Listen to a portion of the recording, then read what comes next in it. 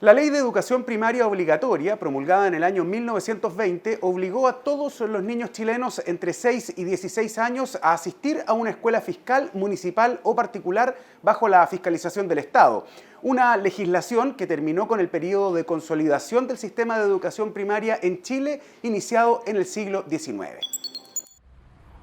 18 años después de ser presentado el proyecto de ley que estableció la obligatoriedad de la instrucción primaria, el 26 de agosto de 1920, bajo el gobierno de Juan Luis Sanfuente, fue aprobada la Ley 3654, que aseguró la gratuidad y obligatoriedad de la educación primaria fiscal para toda la población. Ese día, en el centro de Santiago se hizo una gran celebración por la publicación de la ley, en la que participaron autoridades y ciudadanos. La Ley de Instrucción Primaria Obligatoria se hizo realidad. Si bien ya existe ley de educación estatal, hacia 1860 particularmente, es muy importante reconocer que hacia finales del siglo XIX e inicios del XX hay un proceso económico de expansión muy grande. Entonces ocurría que muchos niños simplemente no iban a educarse. El ausentismo escolar era muy alto y eso provocaba un desajuste bastante grande con lo que pretendía la ley. Si bien en 1860 ya había sido promulgada la Ley General de Instrucción Primaria, esta dejaba como responsables a los padres de enviar a sus hijos al colegio, punto que no era supervisado por el Estado. En cambio, la Ley de Instrucción Primaria Obligatoria significó un esfuerzo por garantizar el acceso a la educación, exigiendo que niños entre 6 y 16 años asistieran mínimo 4 años a un establecimiento educacional. Los principales artículos que tenía la Ley de Instrucción Primaria Obligatoria referían tres partes. La primera es administrativa, la segunda es referida a la docencia y la tercera referida a los estudiantes.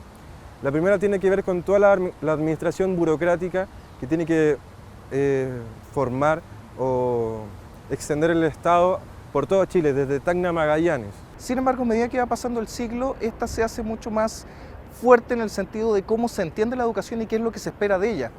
Entonces, este proceso de masificación de la educación, que es muy fuerte durante el siglo XIX, en el fondo trata de crear ciudadanos conscientes del proceso, es cosa de ver el currículum, no solamente historia, lenguaje, sino que también matemática, filosofía, religión. Como una manera de asegurar el cumplimiento de la normativa, la Ley de Instrucción Primaria Obligatoria estableció en su artículo 12 sanciones a los infractores. En caso que un padre no cumpliera con las obligaciones de la ley, limitara el periodo de cumplimiento o entregar información falsa acerca de la edad de su hijo en el momento de la matrícula, arriesgaba presidio en su grado mínimo o una multa de 30 pesos. Es la primera ley que establece sanciones para los docentes, para los apoderados y padres de los estudiantes.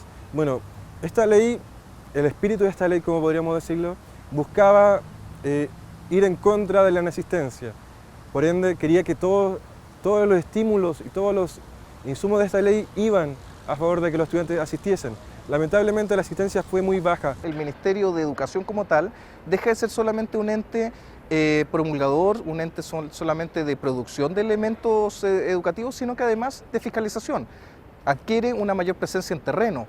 La Ley de Instrucción Primaria Obligatoria se transformó en el primer intento por masificar la educación en la sociedad chilena. Desde su creación, distintas reformas han perfeccionado la legislación, aumentando los años de obligatoriedad y cobertura de la educación. Hoy Chile tiene una tasa de alfabetización de 98,6% y es el país con mayor porcentaje de América Latina.